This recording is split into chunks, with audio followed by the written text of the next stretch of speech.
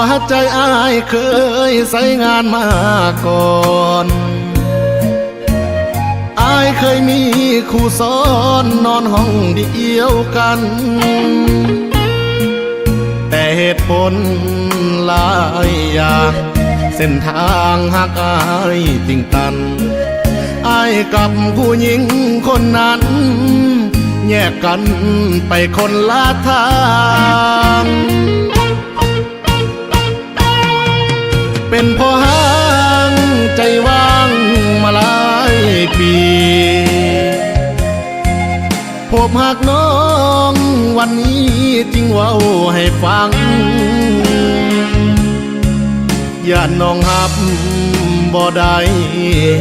ถ้าหูความจริงภายหลังน้องยังเป็นสาวเป็นนางอ้ายเป็นพ่อห้างมีข้อเสียอ้ายเคยมีเมียแต่เสียเขาไปหลายปีหากน้องบ่ตียินดีอยากมาเป็นเมียช่วยเติมหัวใจของอ้ายที่ยังขาดเสียถ้าหากได้น้องขอเคียคงบ่เสียศาสตร์เกิดศาสตร์นี้สายมือสองวอนน้องอย่าเฝ้าสั่งลบคำว่าพอห่างให้อ้ายแด่คนดีอ้ายขอสัญญา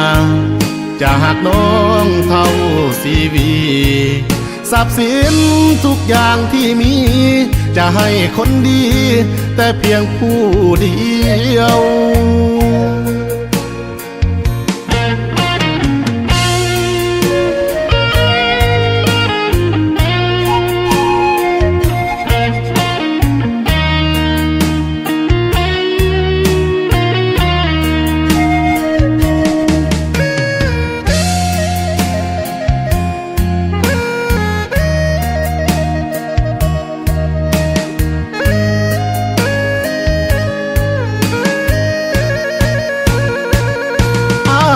เคยมีเมีย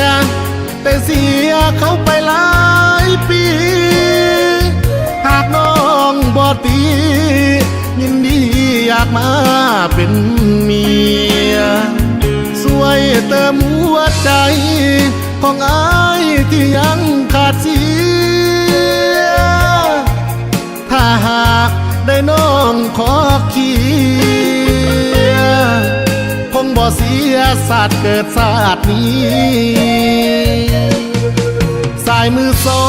งวอนน้องอย่าเฝ้าสั่งลบคำว่าพอห่างให้อ้ายแด่คนดี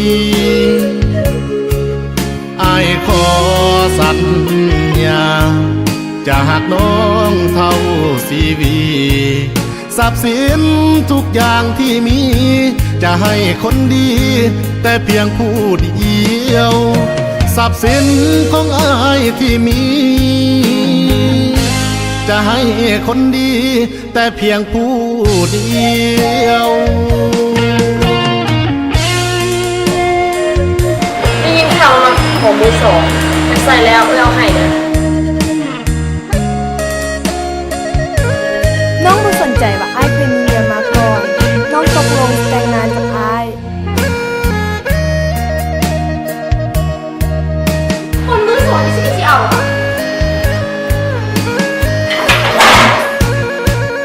อ้ายเคยมีเมีย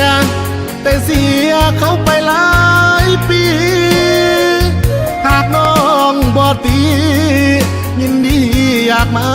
เป็น